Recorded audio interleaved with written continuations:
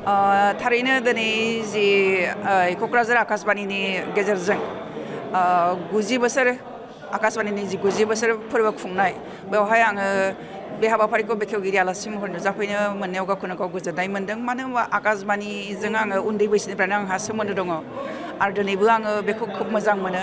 मोनसे समाव आं आकाशबाणी गुवाहाटीयावहाय केजुवेल एनाउन्सार हिसाबैबो खामानि मावदोंमोन आरो आं आकाशबाणीनि सासे मेथाइ लिरगिरि हिसाबैबो दंगासिनो दङ, दिनैसिमबो दं, आं दिनैसिमबो लिरो।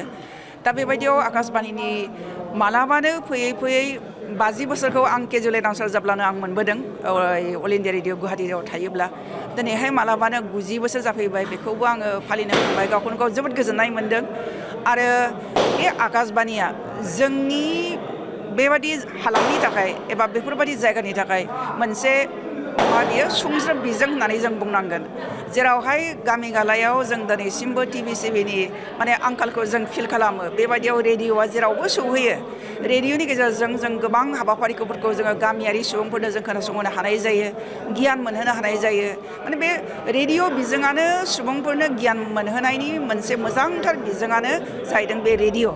आरो बे रेडिअ'खौ जोङो साबसिननिफ्राय हामसिन खालामनो हायोब्ला जों मोजां। आकाशबाणी क'क्राझारनि हाबाफारिफोरखौ जोङो एसे एला सोदांनानै बेवहाय दहाय जोंनि बुंथिगिरिफ्रा बुंदों माने सानावहाय जोंहा प्रग्राम गैया आकाशबाणी क'क्राझाराव।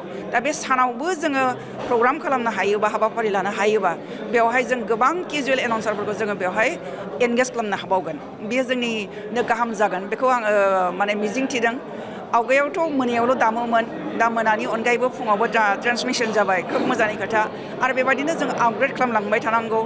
बिनिफ्राय जोङो नुनो मोन्दों आकाशबाणी क'क्राझारावहाय माखासे बिल्डिंफोरखौबो एसे माने रिपेयारमेन्ट नांगौ, माने एसे बायला जिला जालांबाय। बेफोरखौ माने फाहामफिननो हायोब्ला मोजां। बेफोरखौ जोंनि दैदेनगिरिफ्रा आरो जायफ्रा रेडिअ'जों सोमोन्दो लाखिनानै दङ बिथांमोनहा गौथुमनि मावफारिया बिथांमोनहा बेफोरखौ नोजोर होयोब्ला मोजां।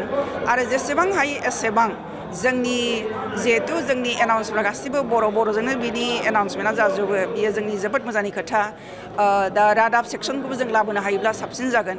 हाबाफारिनि अनगायैबो जोङो रादाबखौ दोनथारोब्ला, सानफ्रोमबो जों रादाब फोसावनो हाबाय थायोब्ला, बे रादाबफोरखौ खोनासंनानै जोंनि बे जिखिनि एरियाखौ जों कभार खालामनो हायो, बे एरियानि सुबुंफ्रा गोबां मुलाम्फा मोनगोन होननानै आङो मिजिंथियो। दा बे हाबाफारियाव आं गावखौनो गाव बाहागो लाफैनो मोननानै दिनै जोबोद गोजोननाय मोन्दों आरो आङो साबायखर होदों। माने आकाशबाणीनि गासै मावसुमा बिथांमोननिसिम आं साबायखर बावदों।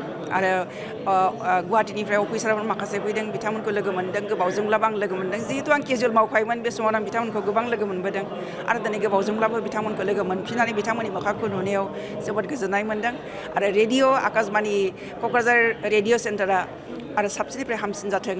बयबो बेवहाय मावग्रा सोद्रोमाफ्रा मोजाङै मोजां बिबानखौ मावफुंलांथों। आरो बियो जोंनि मोनसे बर'फोरनि गेजेराव जोंनि बर' राजथावनि होननानै जों बुंनांगोन, बर' हालामनि राजथावनि एरियायाव दङ जिहेतु, बियो जोंनि गासै बर' मानसिफोरनि जोबोद मुलाम्फा लाबोथों, बेखौनो मिजिंथिबाय आङो। गोजोन्थों।